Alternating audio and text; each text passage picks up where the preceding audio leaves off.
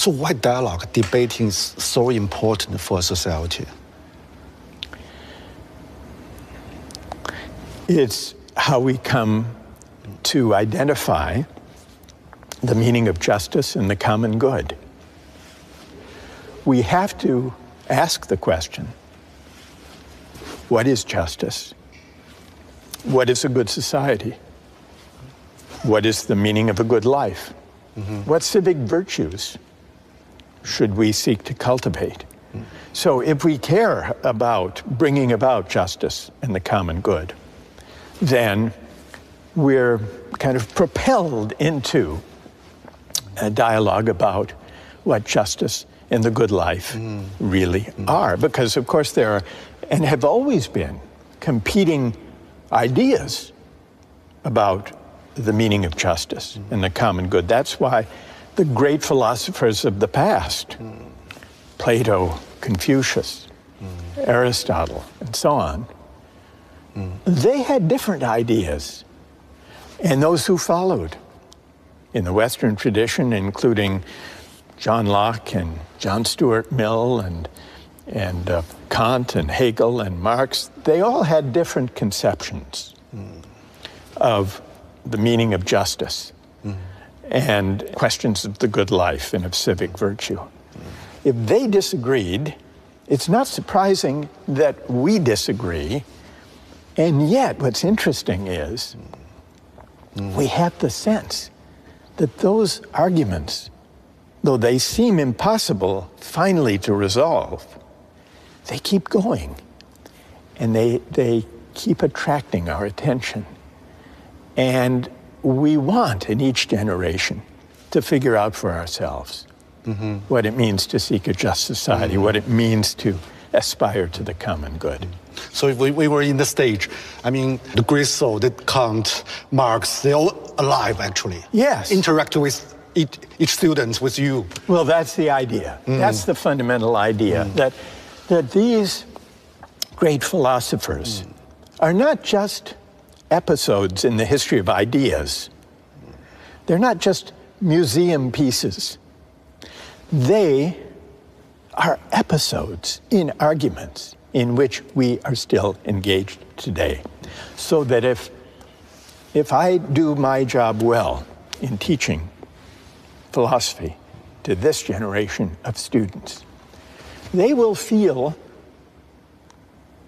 as if they are in conversation with Plato and Aristotle and Kant. Because philosophy is a tradition of thought and argument that builds upon and refers always to the past. You think why? Public philosophy is so important for society. Public philosophy is an attempt to find meaning together that is not purely technocratic, not purely practical, not only about economic questions, but about larger questions too. It's because we've been so preoccupied with GDP, with markets, with economic growth, and with technology. And it creates a moral vacuum. And unless it's filled with deliberation about public questions, it will be filled by narrow, intolerant, dangerous ideologies. And that's my worry. Let me give here one recent example of this. During the pandemic, in many ways, the pandemic highlighted inequalities that existed before the pandemic. A great many of us had the luxury of being able to work from home during the pandemic, to teach from home, to work from home, to write from home. Delivery workers, grocery store clerks, warehouse workers, truck drivers, nursing assistants, home health care providers, child care workers. Now, these are not the best paid or the most honored workers in our societies. But for a moment during the pandemic, we called them essential workers. We applauded them at the end of the day. We put up signs thanking them. This could have been a moment for a broader public debate about how to bring their pay and recognition into better alignment with the importance of the contributions they make. But it didn't happen. The pandemic receded. We never really had that moment. And now we've gone back to business as usual. So you think meritocracy is part of reason? And I think the answer to that question is connected to the widening inequalities of recent decades, and also to the changing attitudes towards success that have accompanied the widening inequalities. Over the past half century, really, those who've landed on top have come increasingly to believe that their success is their own doing, the measure of their merit, and that they therefore deserve the bounty that the market bestows upon them. And by implication, that those who struggle, those left behind, must deserve their fate as well. It produces a kind of hubris among the winners and humiliation among the losers. It teaches the winners, if I believe that I achieved whatever I achieved through my own efforts, through my own doing, because everything was fair, then I'm likely to inhale too deeply of my own success, to forget the luck and good fortune that helped me on my way, to forget my indebtedness to those who make my achievements possible. And so this is what I call the tyranny of merit.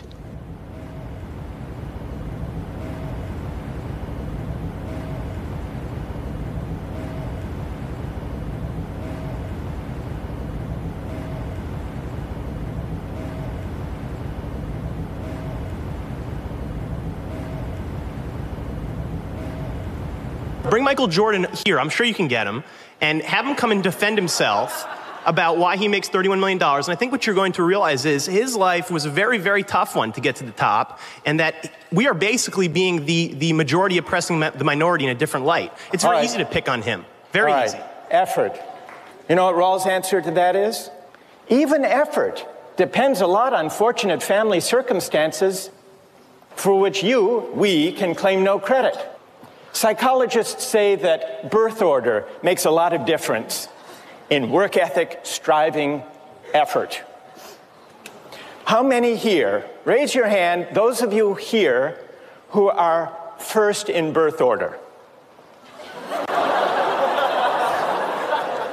I am too, by the way. Mike, I noticed you raised your hand. If the case for the meritocratic conception is that effort should be rewarded, doesn't Rawls have a point that even effort, striving, work ethic is largely shaped even by birth order? Is it your doing, Mike? Is it your doing that you were first in birth order? So why should income and wealth and opportunities in life be based on factors arbitrary from a moral point of view? This way of thinking about success has deepened the divide between winners and losers.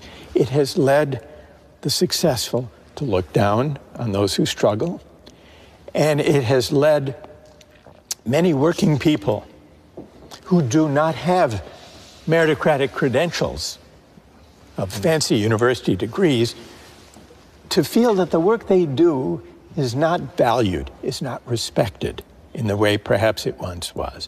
To feel that in a highly technological, highly professionalized, credentialized society, that elites look down on them. This has always been present, always been part of the American story. But it's been, at least at times, kept contained, underground, at the periphery. The brighter ideals and aspirations predominated. when I was growing up, and through the 60s, for example, the civil rights movement, and the fight for racial justice, and the protest against the war in Vietnam, and the attempt to combat poverty with the Great Society.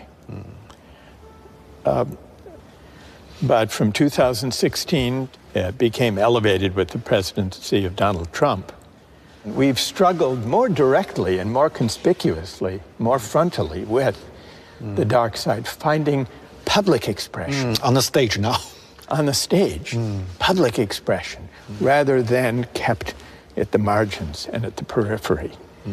And finding a voice in the media, and in social media especially. And now in a presidential campaign that will be a rematch of the one from last time.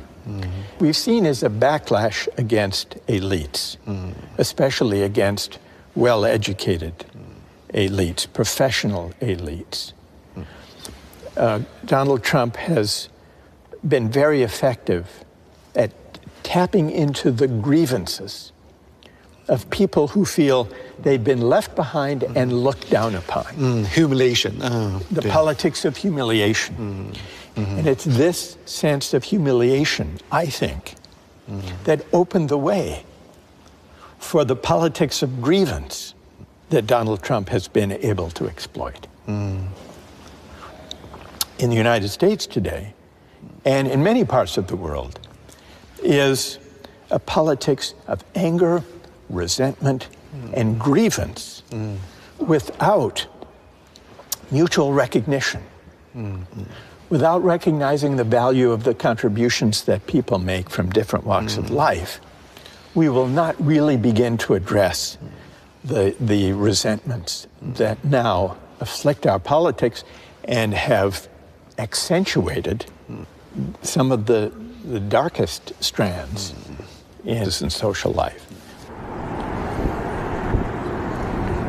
I'd like to invite you to offer your views about an incident, a story that I read about, where a 17-year-old boy sold his kidney. You all know the story. He bought an iPad and an iPhone. But how many think it's okay? It's a free market, and there's nothing wrong with it. Because I study economics, and I think every adult is an economic man that he has to be responsible for his behaviors. He clearly knows the consequence of losing one kidney. We should give him the chance to take that risk. To choose for himself. A lot of people agree with that. All right, that's very good. So I would like to hear from those who object. Yes. And stand up. Well, I think it's wrong because give your kidney to others. Maybe you feel it's okay, but in fact, for the respect of a person, it is not respect of life. Okay, that's very interesting.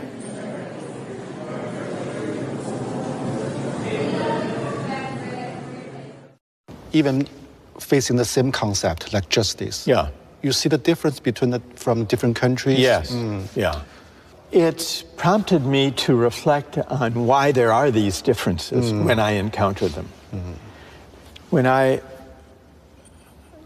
had these conversations with young people in China in the 2000s, what struck me was, first, they did have very strong pro-market moral intuitions, as I mentioned. And I would put a lot of examples to students and to the audience, asking them whether they think this or that social practice should be governed by money or by other norms. So I put questions like this. What struck me was the moral intuitions about buying and selling were similar in the US and China. In Eastern Europe, it was similar. In Poland, for example. Most European countries, it was quite different. You think why? Why? Similar mentality? I think it's because, especially in the early 2000s that China had experienced, the young generation had grown up with the market reforms. And it had been a period of tremendous economic growth. It's kind of freedom for them. Yeah, it was an expression of freedom and rising affluence, but especially of freedom. But at the same time, they were looking for meaning that markets could not provide. And so the search for meaning persisted even after the market triumphalist moment. And I think that one of the reasons that people were drawn to the Justice book was this sense that there are moral meanings that lie beyond markets and beyond economics. What do you think? Yeah, maybe we're facing two choices or different choices. We can't choose the best one. There are no best one. Just less evil. Just less evil one, maybe. But I wouldn't regard these as closed alternatives. I would ask a different question. How is it possible to combine the benefits of market arrangements and technological innovations with sources of meaning, deliberation, dialogue, reflection that can answer to higher human purposes and ends? Our mistake is not to use markets to organize economic activities. Our mistake is not to hope that technological innovations will deliver real improvements to the way we live our lives. Our mistake is the tendency to think that markets and technology by themselves can define human purposes and ends. They can't. And when we put too much faith in them, when they become a kind of faith, almost a kind of religious faith, markets and technology, then we're bound to be disappointed. And when the disappointment comes, the disappointment may take harsh, dangerous forms. So the situation is so complicated. What kind of solution we can provide? We try to build dialogue, but very difficult. I think we need to focus less on arming people for meritocratic competition and focus more on contending with inequalities of income and wealth, but also inequalities of honor, recognition, and esteem. And this means we have to renew the dignity of work. We have to broaden our conception about what counts as a valuable contribution to the common good. And we need the kind of class-mixing institutions in civil society that will lead us to encounter one another, to be in one another's presence, not only on our phones, all the more so when our societies are divided and polarized, because the people we encounter tend to be people only like ourselves. We need to overcome that. But every solution, every theory always has its own flaw. Yeah. So how about your solution? Your attack the meritocracy, but maybe your theory, your book still has kind of flaw. Maybe you must overcome what kind of flaw it is. Right. Yeah. Well, what flaws have you identified? Let's start with that. I don't know. Maybe too idealistic. Too idealistic? Yeah. You think so? I don't know. So what I've just suggested is really too much to hope for. I don't think that reducing inequality and renewing the dignity of work and creating a greater equality of condition and recognition will happen anytime soon. They're not easy projects to undertake. So I want to be realistic about that. But do you think, should philosophy be more responsible for the historical consequence or not? The idea and the reality, Russell, Hegel. Yeah. They talk about inequality, talk about the virtue, but the consequence may be this one. Yes. Yeah, extreme opposite. Yes. How to see the paradox?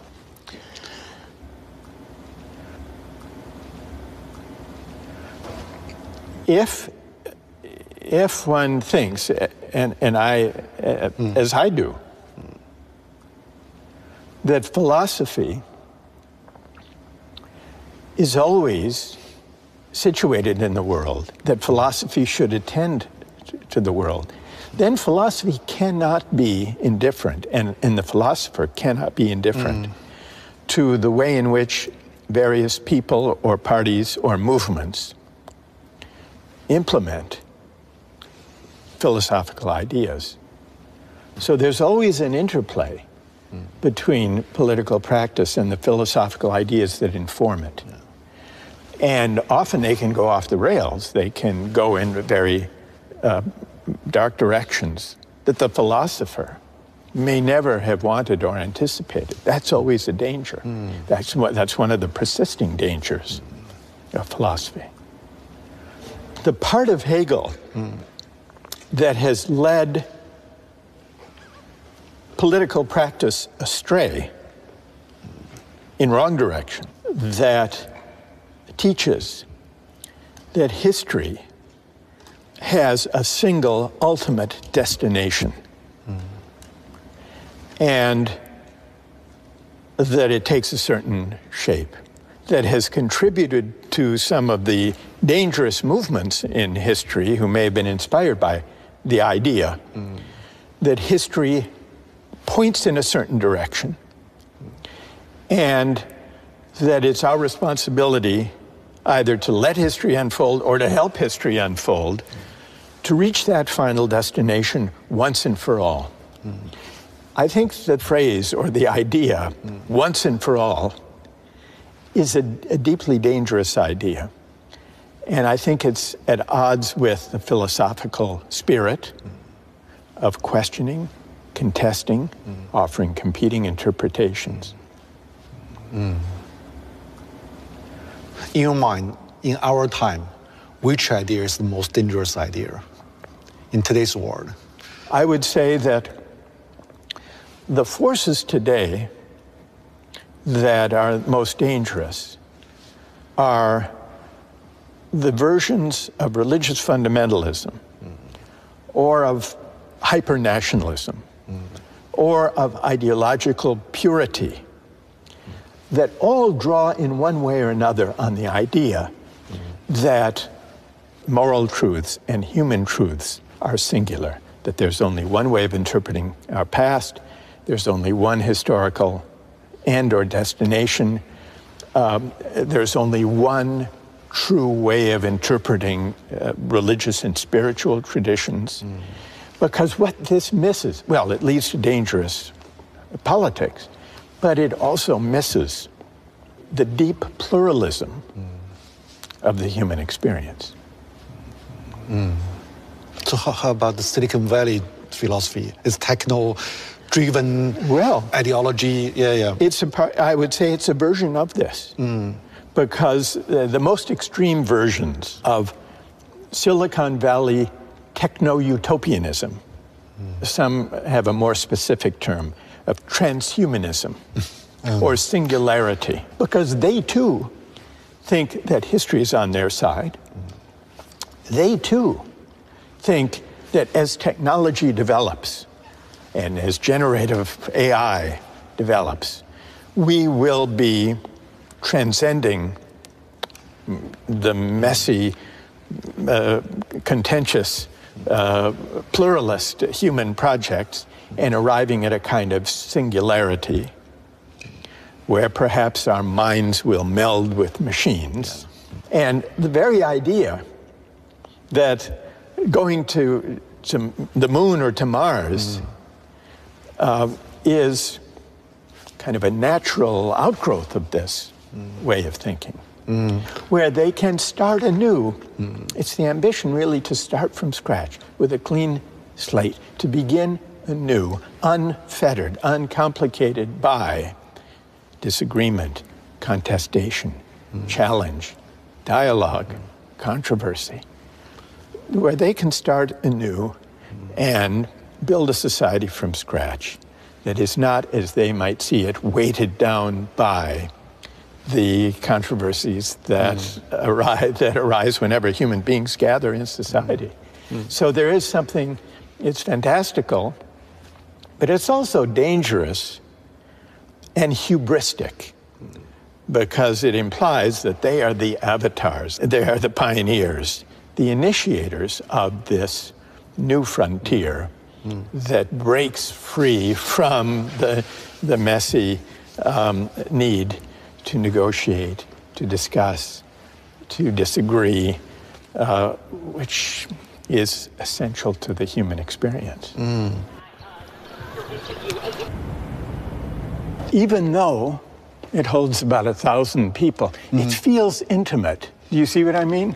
Yeah. Because it's banked, and people who are speaking can see one another. And it feels intimate. It feels like a seminar, almost. Yeah. And that's what I love about it. What kind of role the intimacy played in the thinking, I mean, in the debating? I mean, how important it is? It's very important because it allows for dialogue. What the intimacy creates is a sense of community and gradually building trust, where people can disagree with one another, but still with civility and mutual respect, and learn together. That's really the idea, to learn together. I'll put a question to students, and it's a kind of journey together. But there's no guarantee that the student who raises her hand or his hand will offer the argument or the idea that I'm expecting. Sometimes the unexpected can lead in very interesting directions. Other times, less sometimes so. like chaos. Well, yeah, sometimes chaos to emerge. So which part is most difficult? I mean, it's a journey. Sometimes journey is boring. Sometimes journey is very exciting. Sometimes dangerous. Yes. Well, the most dangerous, that's the easier part to answer. The most dangerous moments, but in some ways the most important moments, are the ones where the questions we're discussing come closest to the personal feelings and convictions of students. And those are the dangerous moments, but they can also be the most revealing and clarifying moments. What I try to do when I teach is to bring philosophy down to earth, to show students how they have a stake in what famous philosophers of the past have written. Philosophy does not only reside in the heavens, far beyond the world in which we live. It inhabits the city. It informs our everyday life.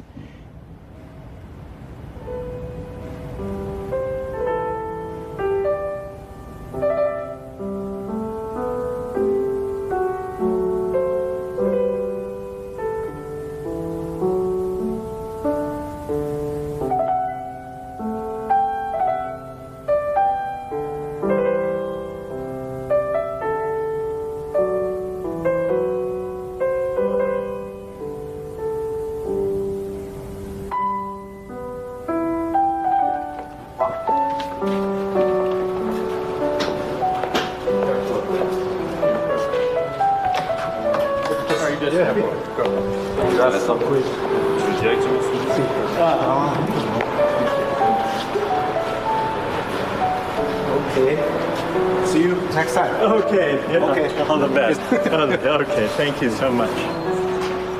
See you. Take care. Bye-bye. Bye-bye.